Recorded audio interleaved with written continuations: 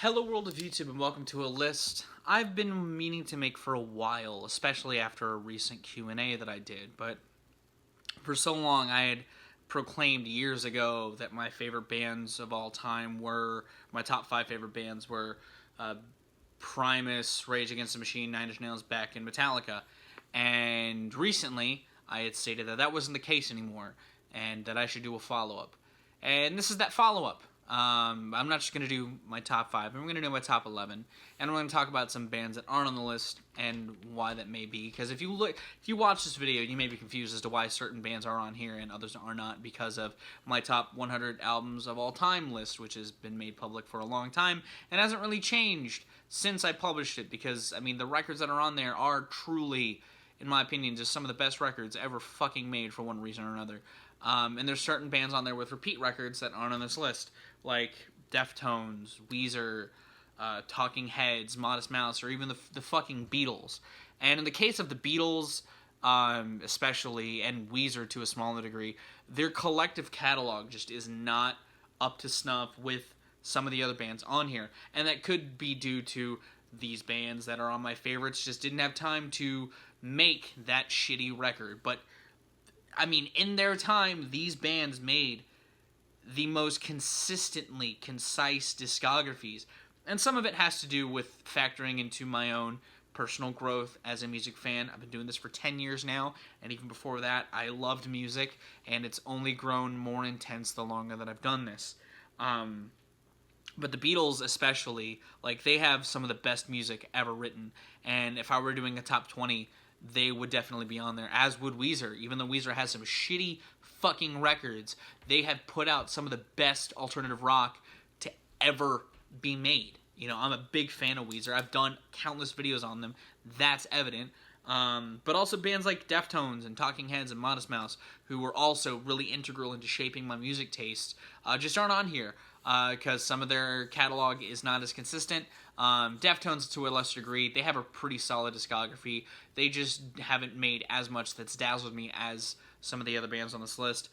Talking Heads, same thing. They had an amazing run, as did Modest Mouse, Modest Mouse for a good chunk of their career, but they just didn't keep it as strong as the bands on this list. And yes, this is going to seem very Johnny, but that's the point of lists, right? To share your opinion, share your perspective. And if I were to tell you as a 27-year-old man, even though this was a very hard list to make, I am happy with saying these 11 bands are my favorites of all time, at least as of being this age. And it hasn't changed that much, because I've been sitting on this list working on it for a long time, more than a couple of years, really seeing if my tastes change over time, and they've stayed pretty consistent with this. So let's dive into them.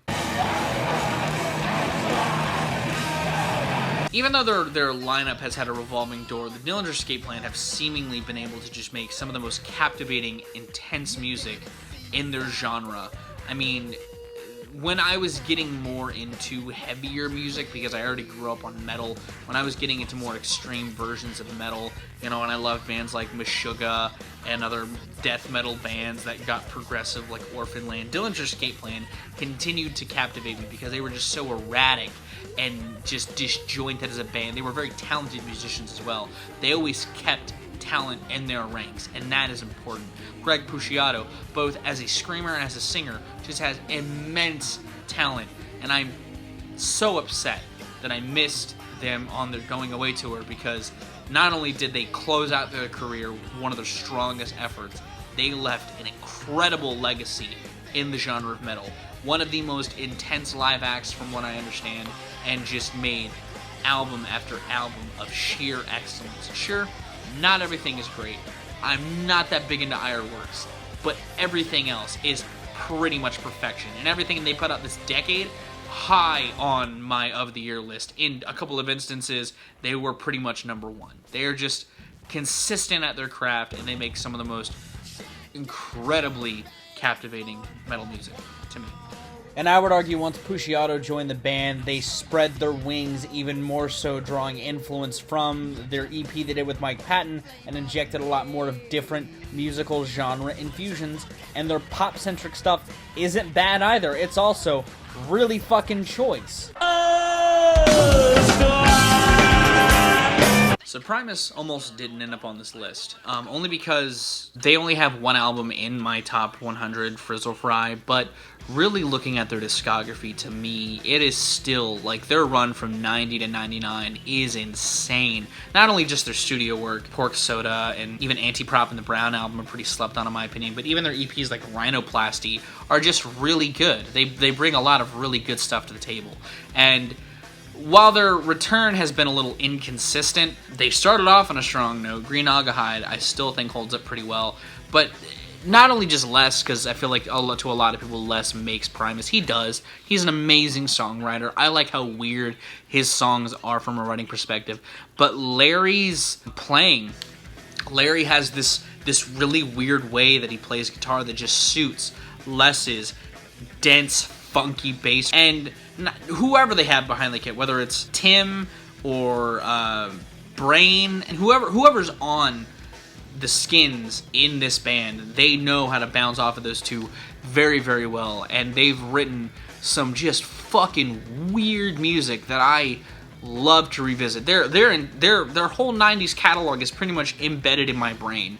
Like, I owe a lot to Primus for coming into my life early and just sticking around with their super bizarre character vignette songs, their really memorable bass lines, and some of their just really hypnotic guitar work. I love Primus. I mean, I've already said that a lot. I've done a discography review of them. I have a lot of opinions on their last couple of releases, but as a whole, their catalog is so very, very good. And I love these guys so very much. Les Claypool is one of my favorite songwriters ever. I'm a big fan of how he writes songs, not even just in Primus, but outside of Primus. But in Primus especially, he seems to fire off on all cylinders more often than not. And that's why I'm a big fan of these guys, and they're one of my favorite bands ever. I mean, any guy who liked rock music in the 2000s owes a lot to the White Stripes. They helped birth a huge scene with their really primal musicianship. I mean, Jack White is a hell of a guitarist, and Meg is such a thunderous drummer. You know, while you'll see a lot of technical drumming prowess on here, because I am a drummer myself, I still owe a lot to Meg. I mean, you gotta know the basics, and if you're gonna talk about a drummer who has the basics mastered, it is Meg fucking White. She was a fantastic backbeat to Jack's guitar playing style, especially in those earlier years, and when they decided to branch out and do more sonically, Meg did not fall to the wayside where she could have easily done so. I feel like Meg gets a little bit of a bad rap because she does play, I don't want to say simplistically, but she plays very animalistically, and that was to a purpose because the band was very primal at heart.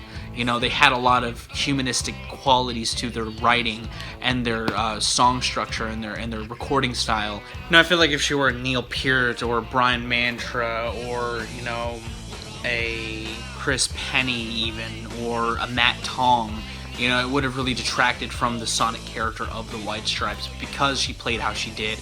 It worked so well with the band, and she was an immensely important foundation for the scene and for the band. But Jack also just made some really fucking good songs.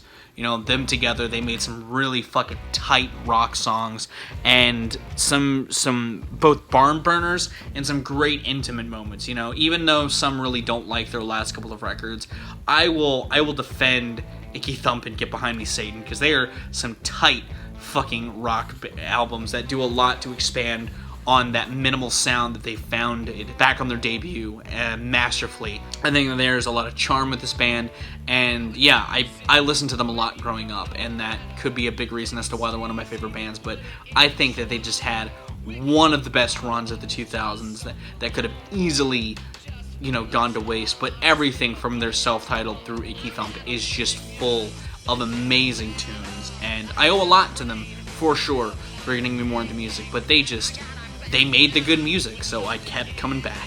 And they're one of the bands that I still to this day mourn the loss of every Groundhog's Day, because that was the day that they broke up. They have one of the best live albums ever made, and they just had an incredible run. And I feel like they're still missed sorely in the scene. Now, if you haven't seen my Mastodon discography review, but I reviewed this band recently, so I mean, you guys have heard me wank on a lot about how I think these are four of the most talented musicians working in rock now. They have one of the most interesting stories as a band, and they've used that, a lot of the trauma and turmoil that they faced, to write some of the best rock metal albums to hit the scene in the last 20 years. They're a bunch of creative dudes who put a lot of energy and thought into their writing, and they can just shred the fuck out of their instruments on all fronts. You know, their guitars crunch, their bass is thudding, their drums are so technical, and as a prog fan, this is the type of stuff I love to see in modern music, and Mastodon are just masters of their craft. They have such a good sound that they continue to refine throughout each release, and I wholly stay impressed with this band's work. I mean, I can't get enough of them, and I am happy that while being around for so long now, they continue to craft some of the strongest stuff to come out of the scene, where they could have easily fallen to the wayside given they helped birth such a intimate feeling scene in a subgenre out of a region. But they have continued to stay the juggernauts of that scene for a reason, and I love them for that. They are so consistently good and talented. Even though I hear that they're a little inconsistent, you gotta catch them on a good night. When you catch them on a good night, they fucking kill it. And that's just a dream for me. If you haven't seen my California video, but I talk a little bit about my love of Mr. Bungle, but I fucking love this band. They have one of the best runs ever in a band's career. I mean, they only have 3 records, but even their demos are really interesting and show a nice genesis to some of the earlier songs. And while it wasn't my gateway into Mike Patton, because I was a pretty avid Faith No More fan beforehand, this really showcased he knows how to pull together some talented musicians. Because, I mean, Trace Bruce, Trevor Dunn, you know, Theo, they all bring some good shit here, and they felt like a gateway in itself to just a scene, you know, because they were so weird, they were so unlike anything else, and they really still kind of are. You know, while they may have influenced early Incubus, you know, bands like System of a Down feel very influenced by the bizarre musings of Mr. Bungle. Mr. Bungle is still a band that's yet to really be topped in music. There's bands, you know, that come around every so often, like Jira Jira GGG and Igor and I Wrestled a Bear Once, that really try to tap into this weird, talented batch of musicians writing stuff that is equal parts bright and shimmery and unsettling as fuck. They don't get it just like Mr. Bungle did. They were a band that just wanted to entertain. They were a band that wanted to be weird, and so they embraced it. And as a fan of weird stuff and of being bizarre, Mr. Bungle taps into that to me wholeheartedly, consistently. You know, whether it's the very funk-infused debut, their incredibly bizarre run that is Disco Violante, or as like I stated in California, a perfect musing of both worlds under this shimmery, sunshiny, pop-styled record. There's a lot to sink your teeth into with this band with such a short catalog, and I think that that's impressive unto itself. So a lot of these next ones are going to be pretty obvious if you know me, but I love Radiohead. What guy that loves music doesn't like Radiohead to some degree? Sure, you may not like them as much as me or a lot of people on the internet, but you have a lot of respect for these guys, and yeah, I like Radiohead. What a fucking shocker. While I liked them when I first started this channel, a lot of the things that happened to me in this tenure made me like these guys even more. It was cathartic for me to listen to Radiohead. While I liked cuts from In Rainbows and OKC and The Bends and Pablo Honey, when I was in high school, I like the more abstract side of the band more, and a lot of the more somber tones seen on those records that I had mentioned earlier, and stuff like Kid A and Amnesiac and Hail to the Thief started to really resonate with me in a different way than the stuff that I heard growing up and came of age to. A lot of people say it, they're basically the modern representation of the Beatles. They're one of the most forward-thinking, weird, interesting bands with such a talented batch of musicians. Now, I know a lot of the talent, or I know a lot of attention gets paid to Tom and Johnny because they're prolific outside of the band, but I mean, Ed's guitar contributions, Colin's bass work, Phil's drum work, they are a tight batch of musicians, and they really pull together just true excellence. I mean, I feel like I'm beating a dead horse being like the millionth guy in the internet to talk about Radiohead and why they're great. I mean, Pitchfork did a video really doing what I'm doing, but as I've gotten older, this band has become more and more important to me. And I think that happens to a lot of people in my shoes, but it happened in a way I wasn't expecting. You know, while as I've gotten older, there's other Mew-centric bands and records that I also enjoy. Radiohead are just fucking special. And I think it's because I grew up with their music, but it changed for me as I got older. And that's ultimately my biggest takeaway from this part of the video, is that while I liked Radiohead, and I've had conversations with people before my life really became different, Radiohead became different to me in the place that I'm in now. And I'm going to throw another comparison out there real quick. While I also love a band like Talking Heads, a band that has a heavy influence on Radiohead, and I would throw them up there as another like top 20 favorite bands of all time, I think Radiohead's growth and their usage of other genres is what sets them above bands like that to me. And I feel like that while there's a tight band in the Talking Heads, there's just, again, something so intrinsically next level about Radiohead and how they make music. Again, Gorillaz have had one of the best runs ever in music, while they've had one of the more weirdest stories as far as the behind-the-scenes stuff.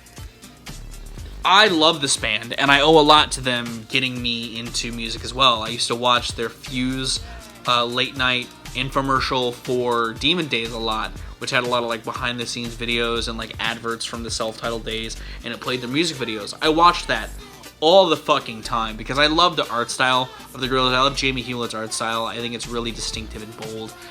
It's like a weird melding of Western animation and anime, and I'm all about it. But I think that Damon Albarn really brings together talented musicians for each record, and while I feel like their comeback has been kind of shat on a little bit, I think it's unjustly so. I mean, I know I've talked about Redacted, or I've talked about Humans on Redacted and a couple of times on the channel, but the Now Now is also a really fucking good record. It's a tighter record, and it's so good. It reminds me a lot of their first record in a lot of ways, and I hope that they continue making music, because not only was their first run amazing, their self-titled record, Demon Days and Plastic Beach, their deep cut stuff, the D-sides and all that sort of stuff is also good. They've came back with some good shit, more so than I would say Blur has. Because Blur came back this decade too, and it was okay, but it wasn't a Humans, it wasn't a Now Now, it was not as good. And I think it's because this is just a much more experimental band, and they do a lot with just an insane amount of ideas. They bring together some cool collaborations, whether it's like Bobby Womack and Mos Def, or Miho Hattori playing Noodle. Just a lot of cool shit happened on those first three Gorillaz records, and they impacted me a lot. When Plastic Beach came out, it really changed my perspective on the band, and I've been obsessed with this band for a long time. I used to go to their website all the time as well and corral around the Kong studio, and it was something special, and I feel like it still is. again, I fucking love Rush. What else do you want me to say? The name of my favorites of all time list is 100 records by a dude who loves Rush, by a dork who loves Rush. They're one of the best rock bands ever. For a band with such a big catalog, there aren't really many duds. And they just, Neil, Geddy, and Alex are just some of the most talented musicians to ever be born. I mean, Neil's writing is just unparalleled, you know, and they've constructed some incredibly, amazingly awesome rock albums. You know, Crash has talked ad nauseum about them. That's something he and I bonded over, is our love for Rush. Because if you meet a Rush fan who loves Rush as much as Crash does, or as I do, or as Shake does, you're gonna be friends for a long time. I mean, they're just so fucking talented, and I wish I were as cool. I wish I were as cool as the guys in Rush. They are just so good at their craft. You know, they were good at transcending 70s prog and 80s dad rock, and while they had this weird evolution into the 90s, they bounced back with the prog boom in the 2000s in a big way. I love these guys. They have one of the best rock catalogs ever, and that's just it. That's it. That's all I got. I mean, again, I don't want to be like the millionth guy who likes rock to talk about how much he fucking loves Rush, but I fucking love Rush. And as a fan of prog, I think their catalog holds up more than some of their contemporaries from their time. They're so fucking good. So fucking good. They've inspired me in more ways than one. And I'm glad I got to see them live before they bounced. Because it's still one of the best concerts I've ever been to. They were just 3 hours of excellence. And I'd do it all over again. I'd see him all over again. Multiple times. Because it was such a good show. Now this is where things aren't really going to change, because the next three are of that five. Because even though my music taste has evolved a lot in 10 years, sometimes things just don't change. But in number 3 is Rage Against the Machine. Because like Mr. Bungle, they just have one of the best 3 album runs ever. I said that in my 3 album runs video. You know, if you want to see that, or if you want to see my Rage Against the Machine video, it's linked in the description of my discography review. Again, made one of the best live albums ever made. Also just made 3 of the best raw, like, aggressive, raw records to ever come forth, you know. And it's not just Tom's guitar playing. I think Tom is still one of the most underrated guitar players, but Zach has such a fierce delivery. Brad Wilk and Tim Comerford have one of the coolest backbeats to that, because their bass gets so fat and funky, and Brad is a talented fucking drummer. They created something within its scene that transcended what a lot of their followers tried to emulate. Because while nu metal and rap metal became very big in the decade that followed their debut, they just didn't do it the same. You know, these guys in Rage were just so talented. They were so fucking good at making interesting sounds from a guitar perspective, creating this good, tight band in the 4 of them. And Zach was just a better frontman than anything that has followed in that scene. You know, and that could be said of Rage themselves. Because while I love Audioslave, they weren't Rage Against the Machine. And I love Chris Cornell, but they were not Rage Against the Machine. They weren't trying to be, but still, the band did not work in the same way without Zach. Same with Prophets of Rage, a much worse version of Rage Against the Machine. You could even say they're successful. I mean, outside of Audioslave, there are other successful side projects. The Night Watchman, while cool to see Tom Morello strip things back before unstripping things back, it just wasn't as cool as Rage or Zach's solo work. While I've been waiting with bated breath for his solo record, for a solo record from him. Even One Day's a Lion. I love that project. It's got John Theodore, one of my favorite rock drummers, in it. And he does his same thing. It doesn't feel the same, because it just does not have the same level of intensity and denseness and well-producedness that those 3 records have. Yeah, Renegades of Funk is also cool. Renegades is a cool covers record. But those 3 records are just pure perfection. You know, they have a lot to say, they say it with a fierce passion and intensity, and then they cut the fuck out. And I got some respect for that. Full stop.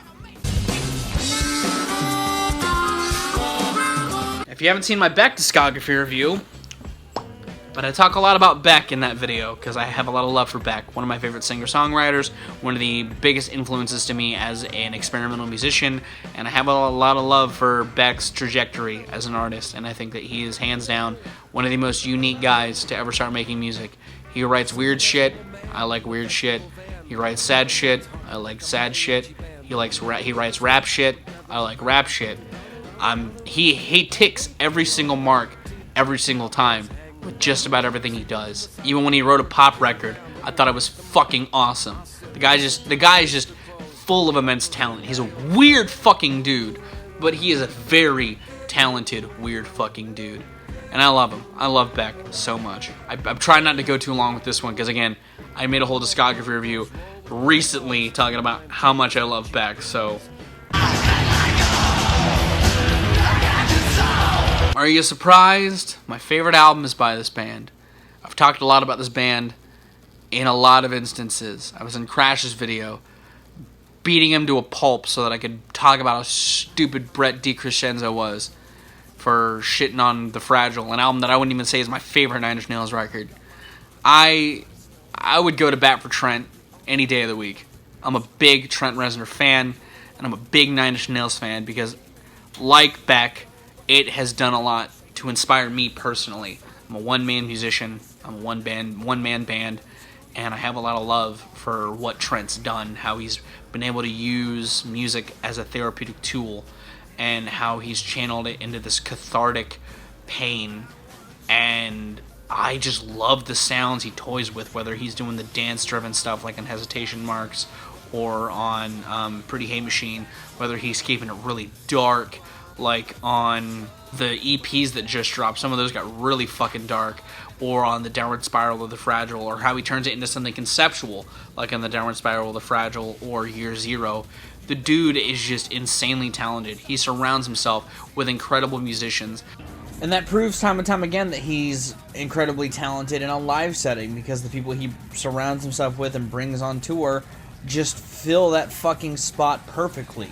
Like, he's all into making a live show an experience, and I love that about the band as well. It's just, I could go on forever about Nine Inch Nails. And he continues to execute excellence. You know, I've loved everything the band has dropped this decade. I think it's cool that he brought Atticus Ross finally into the band as like a true second member. And it's so cool. I love Nine Inch Nails so very much. But that's to be expected. You probably knew Nine Inch Nails was here because I've said pretty recently on a lot of occasions, they're my favorite band. I love this band. They're amazing. And I'll be doing a discography review, an updated discography review of them later in the month. So if you want to see that, please be staying tuned for that. But that's going to wrap up my list. Thank you so much for watching. Hopefully you enjoyed it. Did a band surprise you? Were you surprised to not see Metallica, who used to be my favorite band of all time? You know, I love Metallica. I still do. I owe a lot to them as well, because they got me into music in general. You know, they were one of the first bands I fell in love with when I was like 4 or 5. I was really young when I got into Metallica, and I still have a lot of love for the first run, but it is nowhere near as good as any of the bands that I've talked about today. They've really shat the bed on more than one occasion. But that's my thoughts. What are some of your favorite bands? Let's talk about our favorite bands in the comments down below. I'm going to get out of here. Thank you so much for watching. Thank you so much for liking and subscribing if you did so. Thank you for your support on here and on Patreon. If you'd like to join my patrons, it is linked in the description, my Patreon, to help support the channel. Help me make a little money doing this thing I'm doing for so long. I spilt water on me. And on that note, I've been Valorak. You guys have good days, lots of situations. Thank you again for your support, and I'll see you another day.